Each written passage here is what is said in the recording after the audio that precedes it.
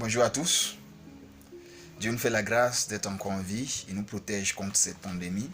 Et donc, nous lui devons reconnaissance, nous devons toujours lui dire merci. Également, nous devons respecter les mesures prises par l'État en portant les cache-nez quand il le faut, en se lavant régulièrement les mains quand nous sortons, en étant propre également, parce que la propreté aussi peut faire fuir ce virus. Et je suis abasourdi lorsque j'entends dire ceci. Même des chrétiens qui disent que c'est quand nous ouvrons la Bible. En ouvrant la Bible, nous allons voir des cils ou sous-cils. Et quand nous voyons ces cils ou sous-cils-là, nous les plongeons dans l'eau et nous buvons. Et quand nous avons fini de boire, nous serons protégés contre cette pandémie. Quelle que soit la situation, cette pandémie ou bien ce virus ne va pas nous toucher. Mais je suis désolé. Ces gens de réflexion-là, on n'est pas obligé d'être pasteur ou théologien pour savoir que c'est archi faux. Si tel ou tel est cas, on n'allait plus parler de antivirus. Aujourd'hui, tout le monde entier allait avoir des Bibles. N'attendez pas à ce qu'il y ait une situation pour qu'on puisse savoir que la Bible existe. Au lieu de prendre le temps pour feuilleter la Bible, prenez le temps pour comprendre la Bible, la lire et la méditer. Parce que ce que disent ces personnes-là, c'est archi faux. C'est Dieu seul qui peut nous protéger contre ce virus.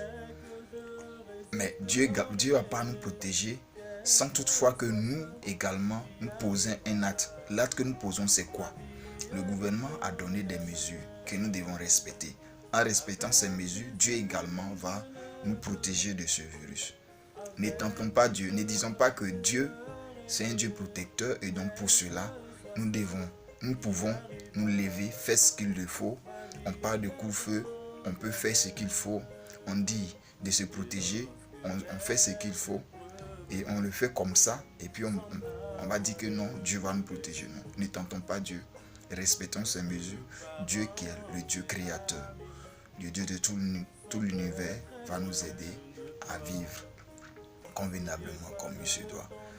Et de ce part, je vous prie de toujours être reconnaissant à Dieu. Parce que si aujourd'hui nous vivons, si aujourd'hui nous arrivons à manger, si aujourd'hui le monde existe toujours, c'est pas grâce. Sinon, avec l'arrivée de ce virus, ce monde pourrait prendre fin. Mais si ce monde prenait fin, est-ce que nous serons au ciel ou nous serons jugés à cause de nos actes pour aller en enfer? Et donc, l'arrivée de ce virus ou bien l'arrivée de cette pandémie nous amène en tant que chrétiens à prendre conscience de nos actes. Est-ce que ce que nous faisons, est-ce que cela glorifie le Seigneur? Si cela glorifie le Seigneur, continuons de le faire ainsi. Si cela ne glorifie pas le Seigneur, mettons-nous à genoux, prosternons-nous, demandons pardon à Dieu et prions le Seigneur qui nous pardonne et faisons ce que le Seigneur nous recommande de faire. Parce que les temps deviennent de plus en plus mauvais. On ne sait ni le jour ni l'heure où nous allons quitter ce monde. En quittant ce monde, nous quittons ce monde comment? La question reste posée. Que la faveur et la grâce de Dieu soient avec nous tous. Et que le Seigneur nous éloigne de cette